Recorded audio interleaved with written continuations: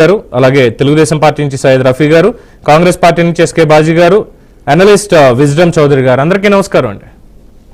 రఫీ గారు నమస్కారం. ముందుగా మీకు శుభాకాంక్షలు. ఏంటి సజ్జల రామకృష్ణారెడ్డి మీద మీ కంప్లైంట్ ఏంటి అసలు? అంటే చాలా మంది అంటున్నారు ఇదేదో కావాలని, అంటే వాళ్ళ భాషలో చెప్పాలి అనుకుంటే కక్ష సాధింపు ధోరణితో పెట్టిన కేసే తప్ప దీంట్లో వాస్తవాలు ఏం లేవు అని చెప్పి చాలా మంది, ఇది ఒక ఊతపదం అయిపోయింది కక్ష సాధింపు అనేది. మరి ఏంటి మీ దగ్గర ఉన్నటువంటి వాస్తవాలు దీనికి సంబంధించి? నమస్కారం సార్, మీకు అలాగే ప్యానెల్లో ఉన్నటువంటి మిత్రులకి అందరికి కూడా నూతన సంవత్సర శుభాకాంక్షలు, శుభోదయం. సార్, ఇప్పుడు ఇవాళ క్యాబినెట్ జరిగింది. ఈ రెవెన్యూ భూములు, ఈ భూములు ఆక్రమించుకున్నటువంటి అంశాలు ఈ 6 నెలల్లో చంద్రబాబు నాయుడు గారి ప్రజావేదికల ద్వారా కానీ, లేకపోతే తెలుగుదేశం పార్టీ కార్యాలయంలో రోజు వచ్చేటువంటి మంత్రులకు కానీ, అలాగే జనసేన పార్టీ ఆఫీస్కి వచ్చేటువంటి ఎమ్మెల్యేలకు కానీ, బీజేపీ ఆఫీస్కి వచ్చే ఎమ్మెల్యేలకు కానీ, జిల్లాలో ఉండేటువంటి ఎమ్మెల్యేలకు కానీ ఇచ్చినటువంటి కంప్లైంట్స్ 1,64,064 కంప్లైంట్స్. మా భూమి లాక్కున్నారు, బలవంతంగా తీసుకున్నారు, మా భూమిని రాయించుకున్నారు, మా ఇల్లు రాసుకున్నారు అనేటువంటి కంప్లైంట్స్ వచ్చినాయి. దాని మీద ముఖ్యమంత్రి గారు వాళ్ళు చాలా సీరియస్ గా రెవెన్యూ సదస్సులు పెట్టినా సరే అయ్యే వస్తున్నాయి. ఈ 5 సంవత్సరాల్లో ప్రజల దగ్గర నుంచి లాక్కున్నటువంటి అంశాలే వస్తున్నాయి. సీరియస్ వార్నింగ్ కూడా ఇస్తే సిసోడియా గారు సార్ బ్యాక్గ్రౌండ్ లో ఎవరో కొంచెం డిస్టర్బెన్స్ చేస్తున్నారు, కొంచెం దయచేసి కంప్లీట్ చేస్తాము. బ్యాక్గ్రౌండ్ లో నాయిస్ వస్తుంది కొంచెం ప్లీజ్. ఏదో వేరే వాయిస్ వస్తుందండి. హలో హలో హలో, వెనకాల కమలారెడ్డి గారు మీ దగ్గర వేరే వాళ్ళ దగ్గర మొత్తానికి నాయిస్ వస్తుంది. పక్కన ఎవరైనా ఉంటే మాట్లాడదని చెప్పండి దయచేసి కొంచెం. అయితే సిసోడియా గారు ఏమన్నారంటే కొద్ది టైం ఇవ్వండి, మేము అన్ని క్లీన్ చేస్తాము, ప్రజలు చాలా కంప్లైంట్స్ ఇచ్చారని వెరిఫై చేస్తా ఉన్నాం. ఓకే, మీకు టైం ఇస్తారయ్యా, ప్రజలు ఆగట్లేదే. 6 నెలలైనా సరే మేము ఇచ్చినటువంటి కంప్లైంట్స్ క్లీన్ చేయకపోతే ఎలాగా అని చెప్పి అడుగుతున్నారని ముఖ్యమంత్రి చెప్పడం జరిగింది. నిన్న ముఖ్యమంత్రితో 1 గంట సేపు జరిగినటువంటి ఇష్టాగోష్ఠిలో నేను కూడా ఉన్నాను. 1 అవర్ కూర్చున్నాను ఆయన పార్టీ ఆఫీస్ లో, ఆయన ఛాంబర్ లో. ఈ విషయాల్లో చర్చకు తీసుకొచ్చారు. అయితే సజ్జల రామకృష్ణారెడ్డి గారు ఆయన ఒక్కడే కాదండి, ఈ రాష్ట్రంలో జగన్మోహన్ రెడ్డి గారు 4 రెడ్లను 4 ప్రాంతాలకు నియమించారు. వాళ్ళ పేర్లు మీకు తెలుసు, విజయసాయి రెడ్డి, బివి సుబ్బారెడ్డి, అలాగే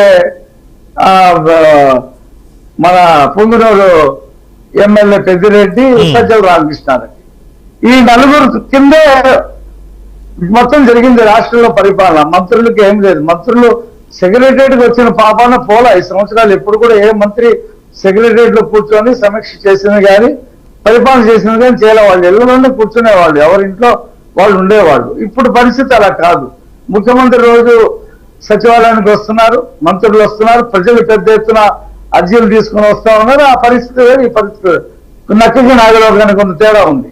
అయితే సజ్జల రామకృష్ణారెడ్డి ఈ 24 ఎకరాలు ఆక్యుపై చేసుకున్నాడు, ఇప్పుడు బయటపడింది. ఇంకా చాలా ఉంటాయి, తగ్గిన కొద్దీ చాలా వస్తాయి, అందులో సందేహం లేదు. ఎందుకంటే అధికారం మాకు శాశ్వతం అని, ఇది 30 సంవత్సరాల పాటు ఉంటుందని, మనం దేనైనా సరే కబళించవచ్చని, మనకి ఏ చట్టాలు అడ్డు రావని ఎచ్చేదిగా దీన్ని రాష్ట్ర ప్రభుత్వంలో ఉండేటువంటి ఖజానాని కానీ, తెచ్చినటువంటి అప్పులు ప్రజలకు ఇచ్చింది 2,70,000 కోట్లు, తెచ్చిన అప్పులు 10 లక్షల కోట్లు. అవన్నీ ఎక్కడికి వెళ్ళిపోయినా, ఒక ప్రాజెక్ట్ కట్టింది లేదు, ఒక బిల్డింగ్ కట్టింది లేదు, ఒక రోడ్డు వేసింది లేదు, ఒక ఇరిగేషన్ ప్రాజెక్ట్ కంప్లీట్ చేసింది లేదు. ఆ 10 లక్షల కోట్లు ఏమైనా తెలియదు. అవన్నీ కూడా వెతుకుతున్నాం మేము. ఒకటి ఎదుగుతుంటే ఇంకోటి బయటపడతా ఉంది. ఇప్పుడు ఇది పవన్ కళ్యాణ్ గారి శాఖలో జరిగింది, చూశారు కదా.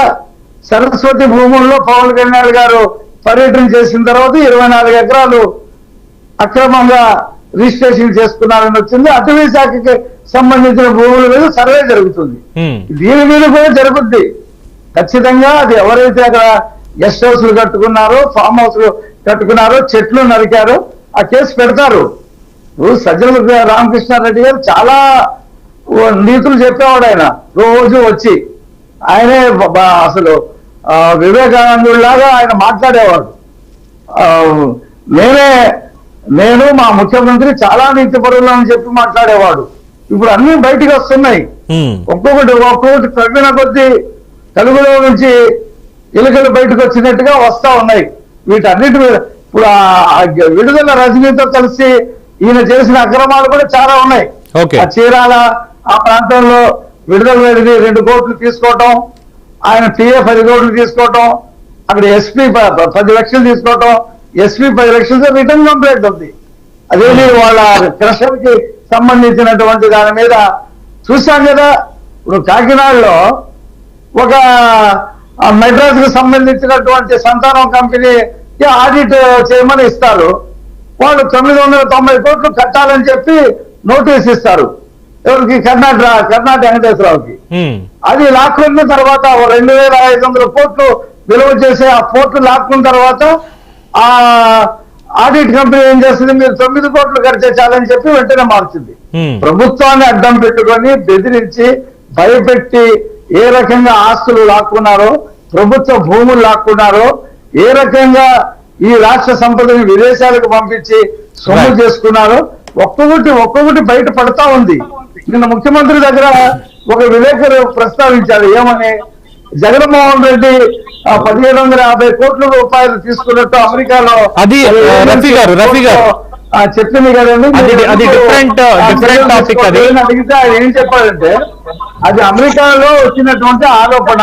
రఫీ గారు ఎవరండి ఒకసారి చెప్పాను. ఒక్క నిమిషం. ఆ ఆరోపణ ఇండియా వరకు వస్తే నేను ఎందుకు వదులుతాను జగన్మోహన్ రెడ్డి? అది లడ్డు లాంటి కేసు, అది నేను వదలని చెప్పాడు. తొందరపడి దయచేసి గెస్ట్లు టీవీ పెట్టుంటే ఒకసారి దయచేసి మ్యూట్ లో పెట్టుకోండి ప్లీజ్. రఫీ గారు 1 సెకండ్. రఫీ గారు 1 సెకండ్. చాలా డిస్టర్బెన్స్ వస్తుంది బ్యాక్గ్రౌండ్ లో. అది ఫోన్ కాలా లేదంటే ఇంకెవరైనా చేస్తున్నారో తెలియదు.